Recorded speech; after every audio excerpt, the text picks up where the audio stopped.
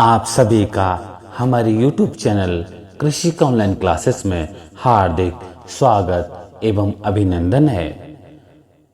हमारे आदर्श का आज शीर्षक है भरत। जी हाँ, भाई भरत जो हमारे प्रभु श्री राम के छोटे भाई हैं। यह तो सभी जानते हैं कि राम, लक्ष्मण, भरत, शत्रुघ्न चारों महाराज दशरथ के पुत्र थे।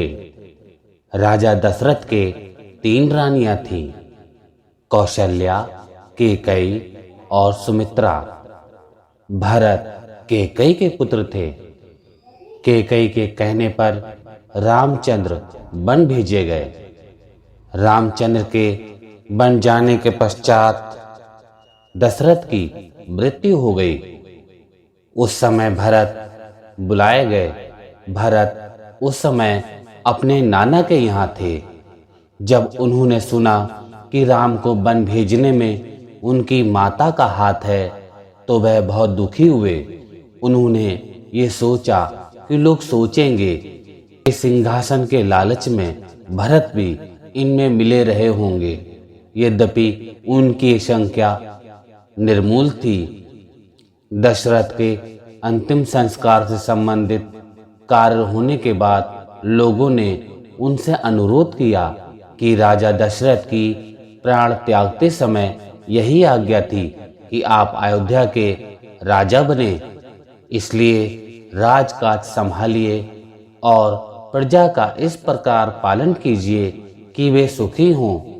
मुनियों ने, विद्वानों ने, रानियों ने उन्हें समझाया, परंतु भरत नैतिक दृष्टि से इसे बहुत अनुचित समझते थे। सिंहासन का अधिकार सबसे बड़े पुत्र का होता है। राम सबसे बड़े थे। उन्हें वन में भेजकर दूसरा उनका सिंहासन हड़प ले, ये कैसे हो सकता था। सब लोगों ने यह भी समझाया कि यह तो पिता की आज्ञा है, इसका पालन करना चाहिए। ऐसी अवस्था में सिंहासन पर बैठना अन्याय नहीं समझना चाहिए। किंतु भरत ने उन लोगों की बातें नहीं मानी। बड़े अनुनय विनय के साथ उन्होंने लोगों से प्रार्थना की कि मुझे राम से भेंट करने की आज्ञा दी जाए, और उन लोगों से आज्ञा प्राप्त कर वे रामचंद्र से भेंट करने वन में गए। अनेक वन में घूमते, लोगों से पूछते, नदियों को पार करते वे उस पहाड़ पर पहुंचे जहां भगवान राम थे। राम को जब ये समाचार मिला तब सब कुछ छोड़कर वे सामने पहुंचे। भरत उनके चरणों में गिर गए। भरत ने जिस प्रकार राम से विनती की, सारा दोष अपने सिर पर मढ़कर जिस ढंग से क्षमा याचना की, वह ऐसा उदाहरण है जिसकी तुलना का दूसरा उदाहरण संसार में नहीं मिलता। राम ने कहा, पिताजी की आज्ञा से तुम राज्य पर शासन करो। भरत ने राज्य को स्वीकार नहीं किया और कहा, आपका राज्य है, नियम से, विधान से आपको मिलना चाहिए, मेरा कोई अधिकार नहीं। तुलसीदास ने रामचरितमानस में इसका बहुत मार्मिक वर्णन किया है। भरत के अनुनय विनय के साथ लोगों ने भी रामचंद्र को बहुत समझाया, किंतु वह अपनी बात पर अटल रहे।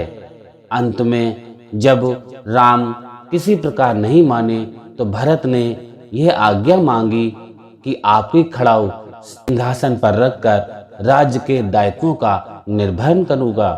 राज्य आपका ही रहेगा, मैं आपका प्रतिनिधि न रहूंगा। भरत अयोध्या लौट आए। वहां उन्होंने सिंहासन पर राम की खड़ाऊ रखी और अपना रहन सहन तपस्वी के समान रखकर 14 वर्षों तक राजकाज संभाला। इतने दिनों तक उन्होंने बड़े विवेक, न्याय और धर्म से राज किया।